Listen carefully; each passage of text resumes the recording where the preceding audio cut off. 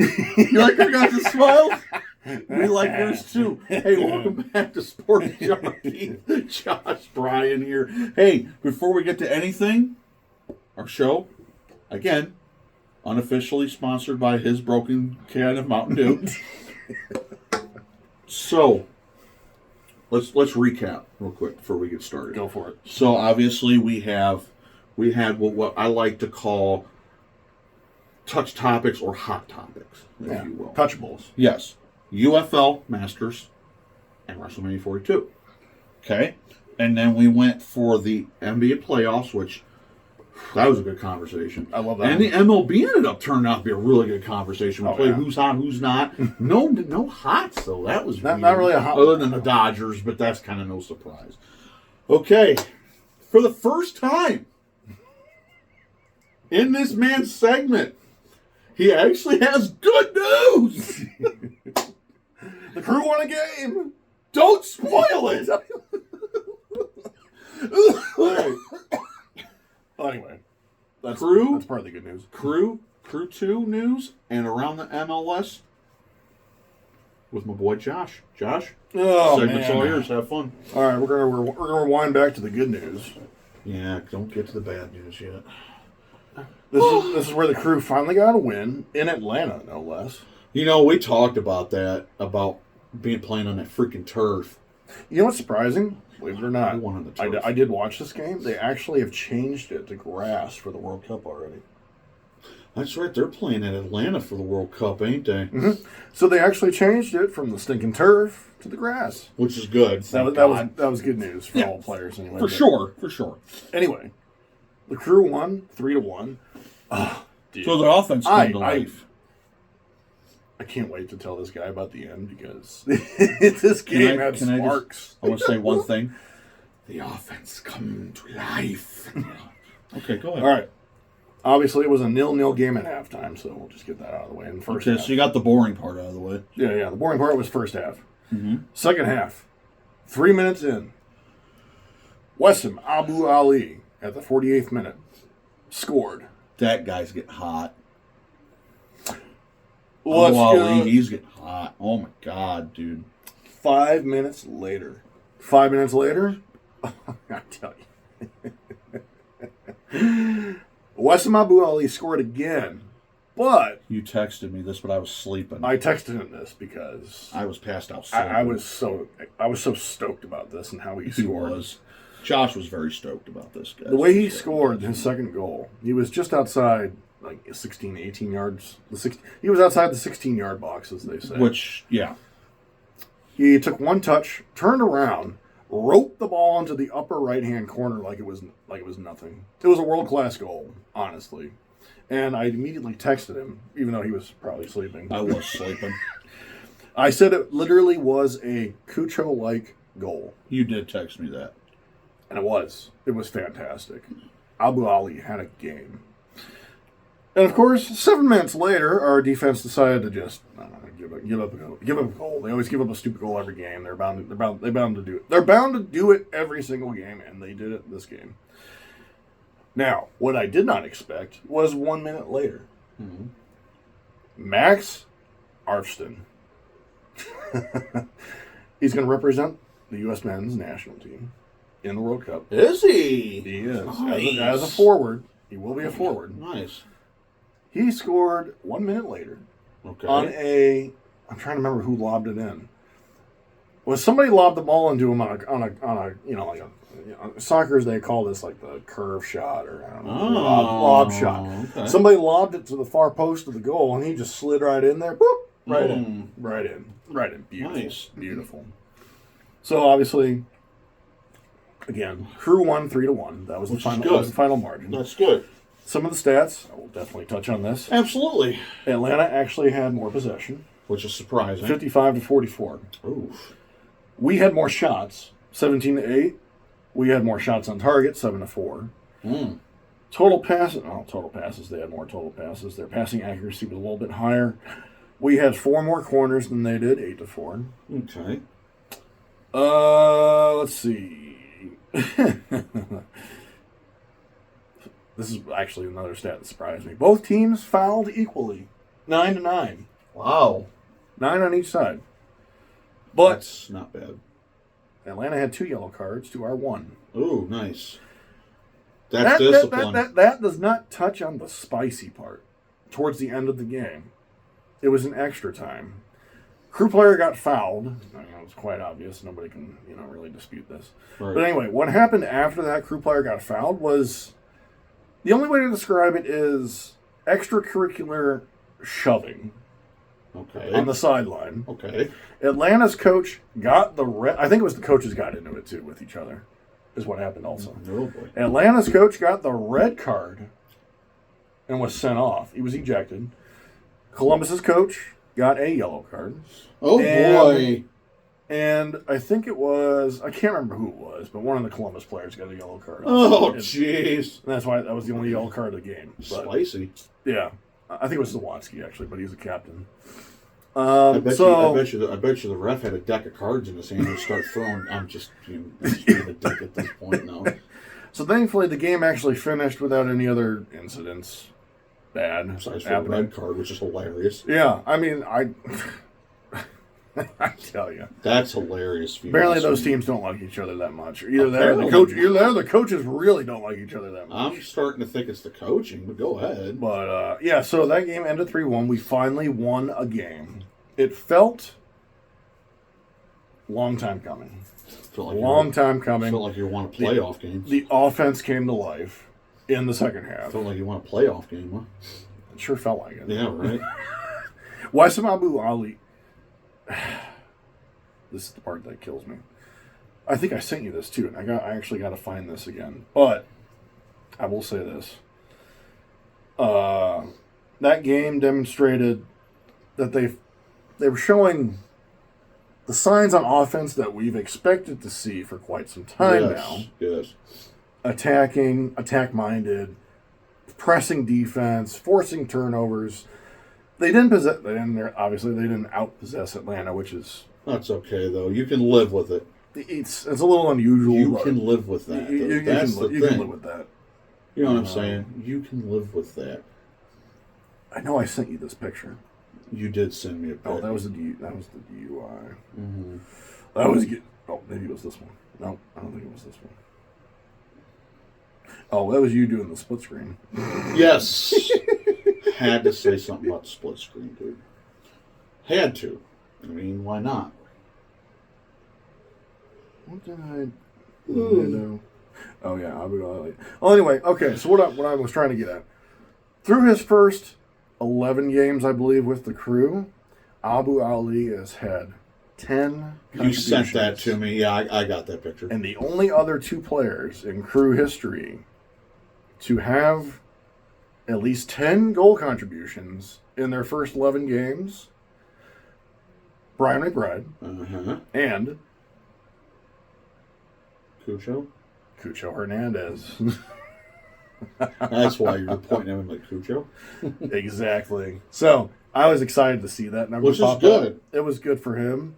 Now, this is unfortunately where the good news comes to an end. This is where the good news really comes to a screeching end.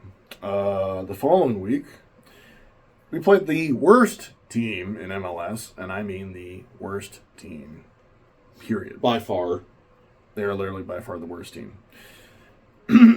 Orlando, in our house, and I know I texted him. Yes, you did. It was the 32nd minute. Yes. You got to tell it. It's part of the show. Unfortunately, Abu Ali tore his ACL and MCL and meniscus. Mm. It was brutal to watch, man. It was. I couldn't even dare to watch it. It was just brutal. Both non-contact, obviously. Yeah. It's just. But he even said it. I guess he said in a report when he went down. He looked at his guys and said, "Dude, I tore my ACL and my meniscus." He goes, "I'm done." He goes, "I felt it." I think he said he felt it pop too. He felt something. He felt. Here's what's crazy though. The first time he got injured, he said he felt something pop, but he tried walking it off and this, that, and the other. Of course. Came back in. Very next play, bam, right back down. Never got up again. Yep. And he was visibly in pain. And That's a player you guys. That's a player we really couldn't afford to lose, especially since he was starting to turn the heat up. Yeah. And I'm like, ooh, finally. And then tears me up, and I'm like, oh no, it's awful. It's just awful. It is awful. It's very awful. You never want. I don't care who. No, I don't care who you are, what team you play on. You never want to see anybody tear their ACL or meniscus. I'm this type of person. I don't care what sport you're playing. Yeah, it's devastating. I don't ever want to see somebody rip their knee up. Okay, I'll shoot a perfect name out there. Patty Mahomes tearing his ACL this past year. I hated seeing it. I don't like seeing a man tear his knee up because there's a problem with tearing your knee up the way you do. Obviously, I have a bad left knee. I've had a bad left knee since I was 14. Mine's more because I played backyard football and I took a head to the side of my knee. Yeah, I don't think I tore anything, but I think I cracked it up here. Yeah, and it's been bad ever since.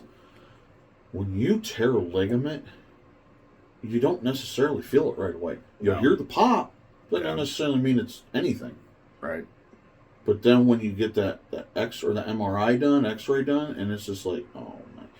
And especially if you're playing good, especially at the elite level Ali was playing. Mm-hmm. Yeah. It's I don't like to see it. And I hope he comes back, and I hope he comes back stronger than ever. I really do. Yeah. I wish him nothing but the best, and I hope he comes back to the crew next year stronger than ever. Yeah. So, obviously, with that being the most depressing news of the game. No. I think the final score was the most depressing. The final score was the most depressing. It ended in a 1-1 tie. How do you tie the worst team in the league? But thankfully, your boy Rossi did score a goal in the 80th minute. Diego! Now, when I read these stats, Brian's going to be like, seriously? Oh, I bet. I don't know the stats, so this should be interesting. Possession, Columbus 60, Orlando 39. Shots. It ended in a tie. Really. Shots, Columbus 20, Orlando 5. And we had one goal? What? Shots on target, Columbus 7, Orlando 1. Block shots, Columbus 8, Orlando 2. Jesus. We had more total passes. Passing accuracy was higher. This should have been like a 6-1 game. Corners, Columbus 8, Orlando 1. Expected. Get it. I'll still never understand XGA, but I still you get the gist. I get what you're saying. You get the gist of it. Yeah. XGA. We were at a 1.3. Orlando, 0.5. Oh, expected goal something. Yeah, expected goals against average, I think, is what it is. Yeah, because you had that many shots. Yeah. And that many shots on target, that was your goal expectancy. Oh, Jesus! You guys just dominated the game, but tied it. I don't get it. Fouls, Columbus 12, Orlando 9. Yellow cards, Orlando 4, Columbus 1. See, Columbus is good when it comes to the yellow cards. They play very disciplined. Yeah. I mean, granted, they had fouls, but so what? Who cares? That's just... I just don't get how them stats are so lopsided. Yeah. And it ends in a 1. They still had some chance. They still had some decent chances. Yeah. I'm going to say this, and I'm going to say it again. I'm looking this way because if I look at you, I've said this to you 100 times, and I'm going to say it to you 100 times more. If we had Cucho, that would have been a win. I'm just saying. Everything feels like if we had Cucho, we actually would have a win. Yeah, right? You know? All right, go ahead. All right, now, I'll jump to Crew 2, actually, here. Oh, we got good news from Crew 2? Yeah, actually, we do. Oh, woohoo! Right now, okay, aside from losing to, I'm assuming it's CFC Montreal. Probably, yeah, that sounds about right. Or Chattanooga. Is this Chattanooga? Never mind. Either way, point is, they lost to Chattanooga a couple weeks ago. Mm-hmm. They came around, they've turned around, they beat, I think it says CT United. They beat them 3-1. Nice. They're currently right now in the 84th minute. They're up 2-1 on New England. Ooh. And I just saw this earlier, and I told you about it. Yes, you did. They are 4th in the MLS Next Pro standings right now with 11 points. That's good. They are, what did I say, 3-1, and I gotta look at the standings again. Didn't you say 3-1-2 or 3-1-1 or something like that? I could have skimmed it. Oh, there, standings. I could have swore you told me 3-1-1 or 3-1-2 or something. 3-2-1. 3-2. They're 3-2-1, which is actually not bad. They've got 3 wins, and right now they are definitely winning their matchup 2-1. So they'll be 4-2-1. And now for tonight, the main team, Columbus, plays at New England. Oh, Jesus. So, of course, Gillette Stadium and that turf. Yeah, hold on. I'm going to let you do that one more time. Go ahead. Okay. Anyway. And So, New England's turf? All right, go ahead. So, Columbus Crew still to play tonight on Apple TV, 7:30. Nice. Now, around the MLS here, I did want to touch on this. Miami has a new stadium. Yes, I heard. A first game. I gotta go back to them though. Yeah, I did hear about their new stadium. I don't think it's going to make them any better, but yeah, I know, right? Miami's not playing the way I thought they were gonna. Honestly, I'm actually surprised they're playing the way they are even now. But let's see. Well, that's friendly. Where's Lionel Messi finally starting to show his age? The invincible Lionel Messi. I think they played. It was either against Atlanta or not Atlanta, against Austin or New York in their first game in the stadium. Okay, they tied both teams. Oh, gee, they haven't won in their new stadium yet. By the way, that's phenomenal. And right now, it's early, but 4 minutes in, they're currently tied with Colorado. They're tied with Colorado 0-0.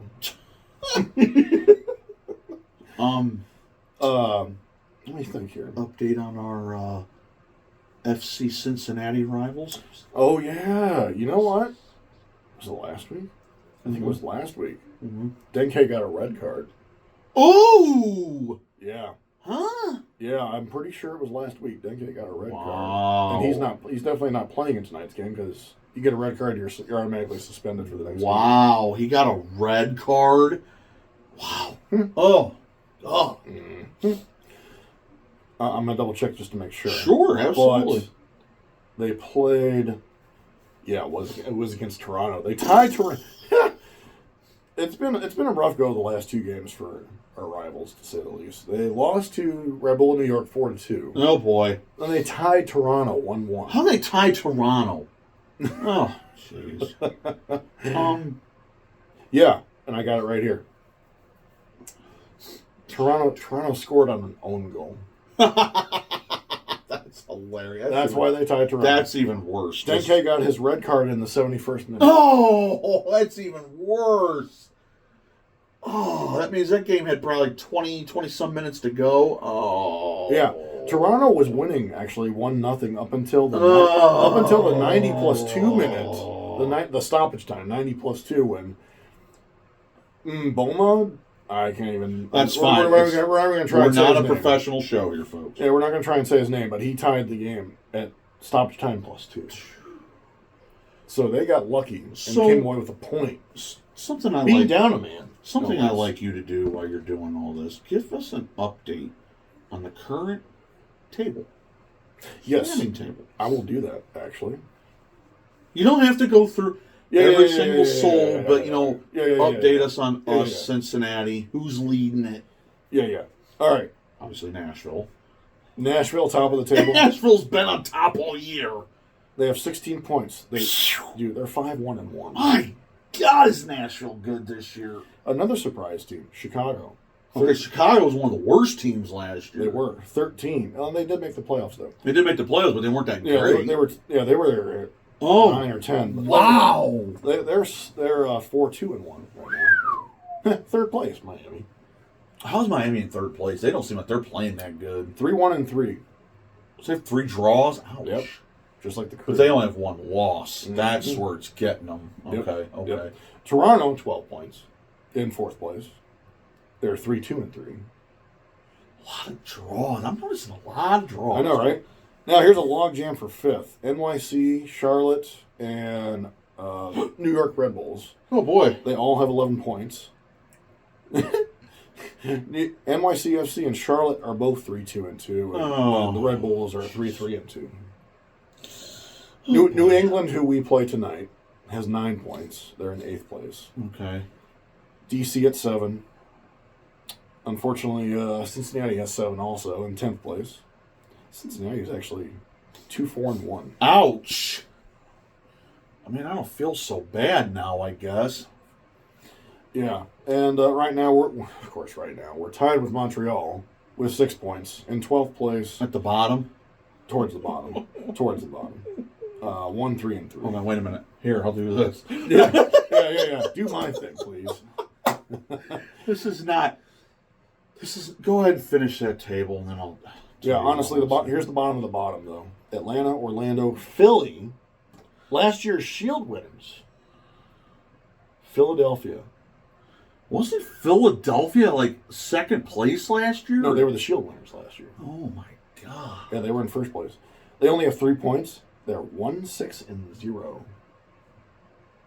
So one win, 6 losses, no... Oh, my God. That's got to be brutal. All right, Brian, we're gonna play a little game here called Guess the Goal Differential. Guess the goal differential. Okay. We just played Orlando. I just told you they're literally by far the worst team right now in the East and in all of MLS. Sure. Guess what their goal differential is, even after tying us? -12. Close. Am I close? -18.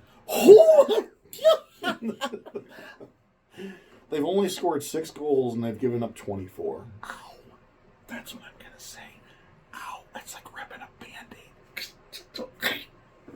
Okay. But obviously they're not in the cellar though. That's where Philly is. 18. Ow. Yeah. That's still a horrendous goal differential.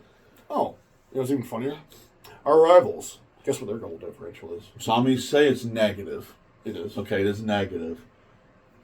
If Cincinnati's 2-4-2, right? You said 2-4-2?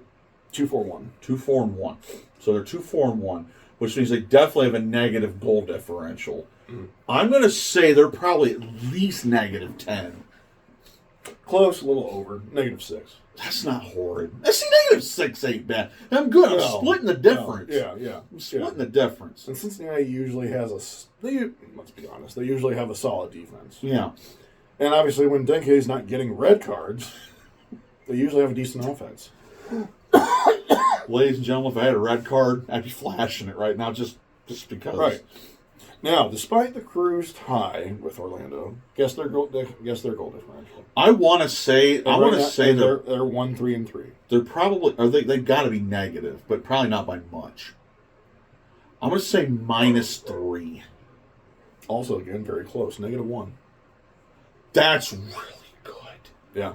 That is really good. I will say this, despite all the Crew's struggles. Oh, wow. Early. Their goal differential is only -1. That's really good. We've scored 9 goals and given up 10. That's really good. Oh, is that really good? I said -3 because I'm like, okay, their record, but this is also... I know the Crew and I know how they play defense. Yep. I'm not going to give them any worse than -3 because... Now, what else we got? Oh. Anybody else you want to do? Let me see here. We'll just play it for fun. Uh-huh. Guess Miami's goal differential. What are they? 3-1-3. I'm going to say 3. Also pretty close. They're 1. Positive? +1. Yep. What about... I want to know Nashville. Yeah, you're going to have fun with this one. Like I said. 5-1-1. 5-1-1. So they're heavy plus. By far, they have the best defense in the MLS right now. So they're probably plus... I'm going to say 15. +11. My God! Yeah. I mean, you got to give me credit. I did pretty good guessing it. They have scored 15 goals, though. And have only given up 4. If anything, I think Nashville has to be the favorite. Right now, as it stands, they are the favorite. So, that was about to ask you. if you pick two teams at the end of the year that are going to play for it all, who do you think? Other than Nashville. I think Nashville's got to be... If Nashville keeps this up, it'll be Nashville, but we didn't even get on the west side yet. On the west, I'll just go through the quick standings on the west side. Vancouver leads the way with 21 points. San Jose has 18. LAFC has 16. Oh, man. Yeah, this was all the east side. Go ahead. LAFC has 16. RSL in fourth with 13. Actually, RSL and Seattle are tied with 13 points. Okay. Colorado and Dallas are tied with 12 points. San Diego, Minnesota, 11 points. Okay. LA has 8. They get the Galaxy. Portland, who Columbus lost to at the beginning of the year, has 7 points. I'm going to be honest with you.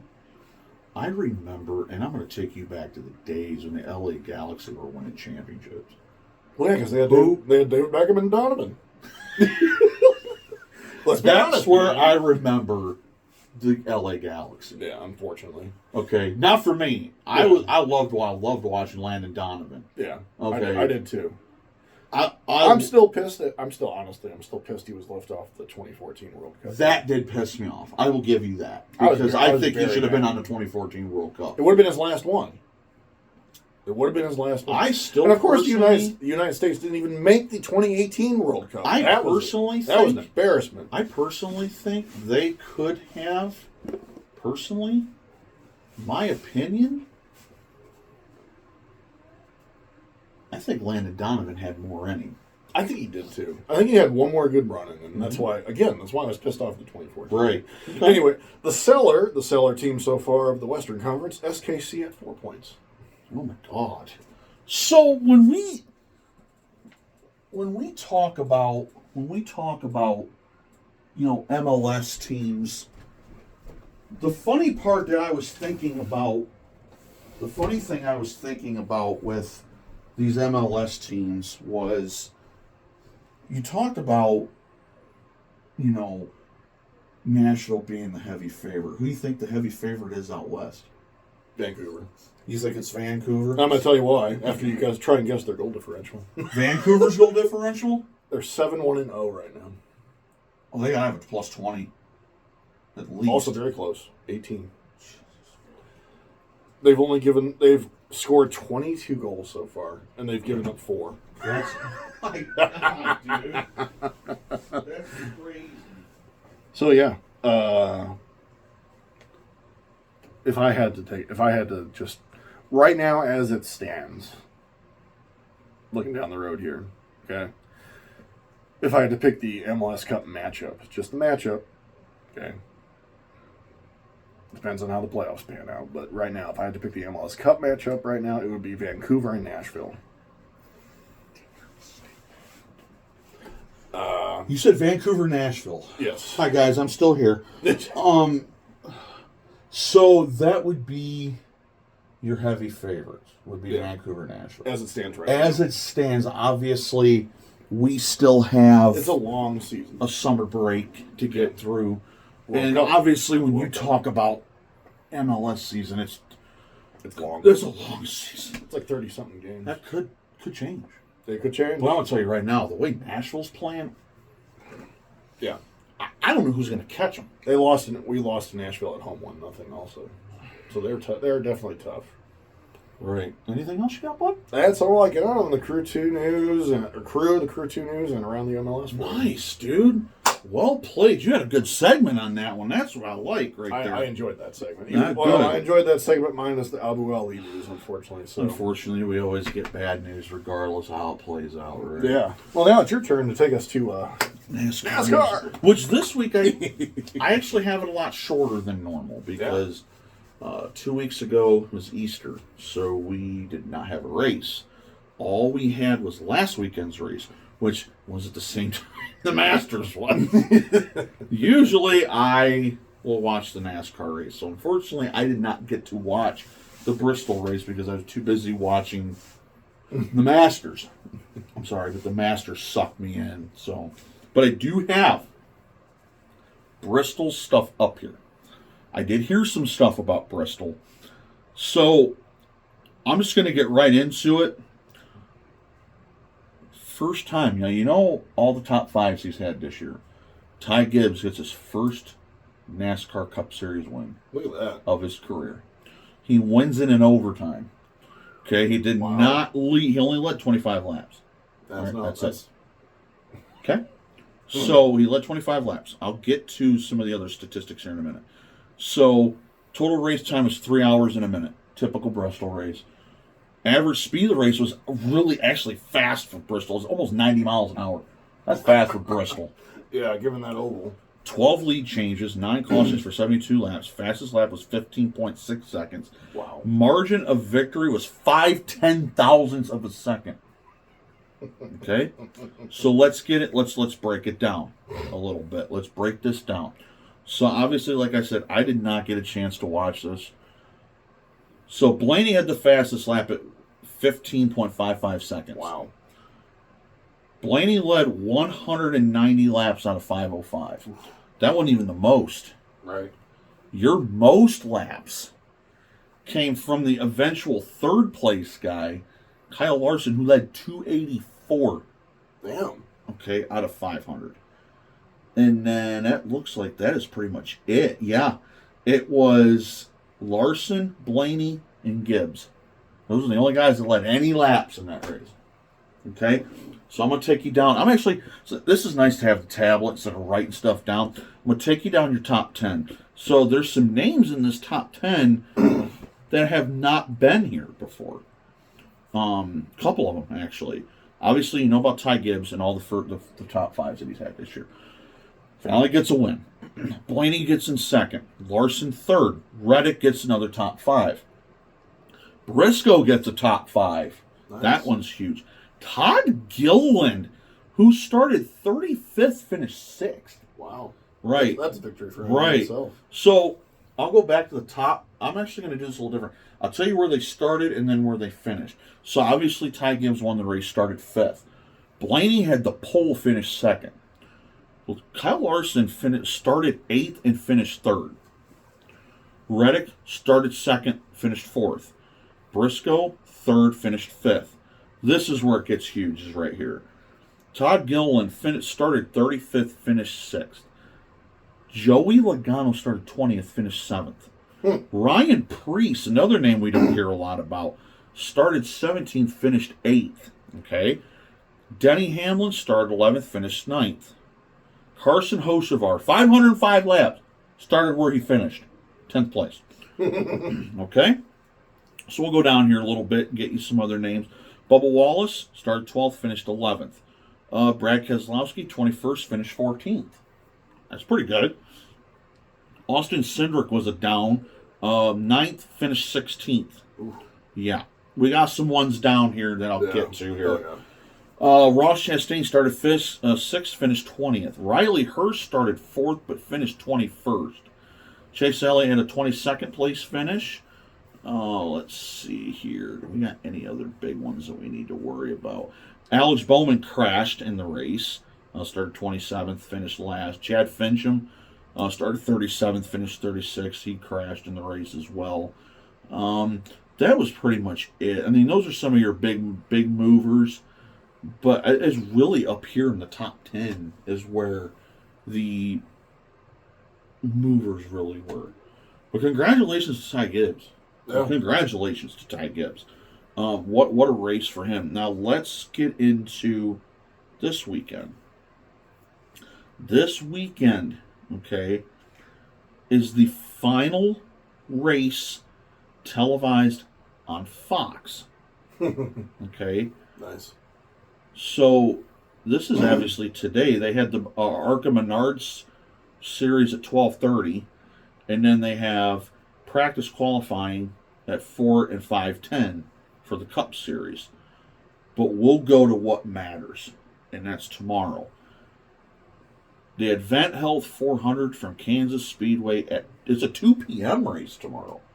Not your typical 3:30, 4 o'clock race. Isn't that like noon Central? Yeah, I think so. Noon or 1 o'clock, one of the two. Yeah. This race could get interesting. Only because I don't remember who won it last year. It was interesting because this race is 267 laps of 400 miles. So it's quite a bit, you know. And it's also going to depend on, at the end of the day, how... it depends on, at the end of the day, how the weather is. It's only supposed to be, much so. It's only supposed to be in the 40s up here tomorrow. So I think it's supposed to be in the 50s. It's going to rain here, but this is Ohio. This is supposed to be, it's supposed to be in like the 50s out there. Yeah. So that's still not too bad. 2 o'clock start, though. Should be interesting to see how that plays out. So I'm looking at the schedule here. So they only have their previous and their next race. But what they do have is they have their whole schedule up here for me. So we'll go out a few races. Jack Link's 500 Talladega, 188 laps. That one's actually on Fox. I'm sorry. So they have next 2 on Fox. And I think the reason for that is because IndyCar's off. Then we got the Worth 400 presented by Liquid Molly, Texas. FS1. May 3rd at 3:30. So they'll go April 19th, tomorrow, the 26th, which is a Sunday, 3 o'clock, 3:30 at Texas. And then they get a road course, their second one of the year. GoBowling.com at Watkins Glen. Yeah, that one's going to be interesting. And then FS1 and FS1/Fox ends their coverage May 17th with the NASCAR All-Star race at Dover. Okay. Dover this year instead of, where did I tell you the last year's race was? I don't even remember. Was it Darlington? No. Was it Charlotte? No, it was, let me see if North Wilkesboro. That's what it was. They moved north. So instead of North Wilkesboro being a normal race, or instead of it being an all-star race, it's now part of the schedule. It's a scheduled points race this year. Nice. And I'll get to that because I'm going to go down a little bit further. So Prime Video takes over for 5 races for the end of May and most of June. I got Prime. I have to renew my Prime. I just steal the wife's. Prime. She's got hers. So the 5 races that are on Prime, I'm just going to do them in order. Charlotte, Nashville, Michigan, No Poco. I call it No Poco. It was Pocono. And a new one. It's called Naval Base Coronado. It's in San Diego. It's a naval base. Oh, wow. Okay. And then it goes over to TNT this year. Okay. That'll be a shift. TNT does Sonoma, Chicago, Echo Park, North Wilkesboro, and Indianapolis. Wow. Okay. And then it goes to USA for 3 races. Iowa, Richmond, and New Hampshire. Nobody cares about those races. And then the last Saturday in August, the Daytona Night Race. I love the Daytona Night Race. That's on NBC. Woo! Yep. And then all the races pretty much, all the way till October 25th are on USA. Darlington, Worldwide Technology Raceway, Bristol Fall Race, Kansas Fall Race, the Vegas Fall Race. They go to Charlotte again. They haven't done this in years. So they do the Coca-Cola 600 in the spring. Mm-hmm. They're doing Bank of America 400 at Charlotte, not Charlotte Roval. They took the Charlotte Roval off the schedule. It's just now regular Charlotte. But it's not as many laps, only 267. Yeah. Instead of 400, I think, is what the Coke. Yeah, I think it's 400, I think. 400. It's a 600-mile race, one of their longest races of the year. Mm-hmm. And then Vegas, and then obviously Phoenix ends USA's coverage. And then NBC takes over the final 3 races. Nice. Talladega, Martinsville, and then they go back to Homestead this year for the championship race. Because they're going to start rotating out the championship race. It's not just going to be at Phoenix or at Homestead. They're going to leave us guessing where that race is going to be at every year now from here on out. This week's kind of short, like I said, because I didn't have 2 races like I normally do. So it was just the one. No, we come back in 2 weeks. I'll have 2 races, like normal.